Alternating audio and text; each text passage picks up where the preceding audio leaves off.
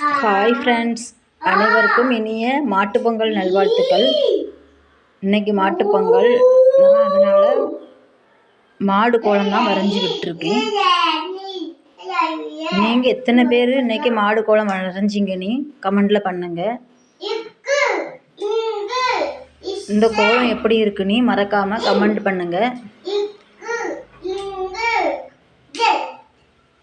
அனைவருக்கும் இனிய மாட்டுப்பொங்கல் நல்வாழ்த்துக்கள்.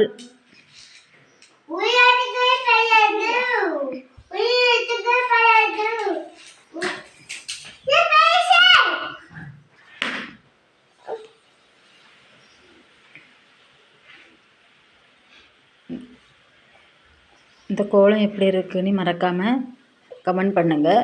உங்களுக்கு இந்த வீடியோ பிடிச்சிருந்துன்னா மறக்காமல் லைக் பண்ணுங்கள், கமெண்ட் பண்ணுங்கள், ஷேர் பண்ணுங்கள்.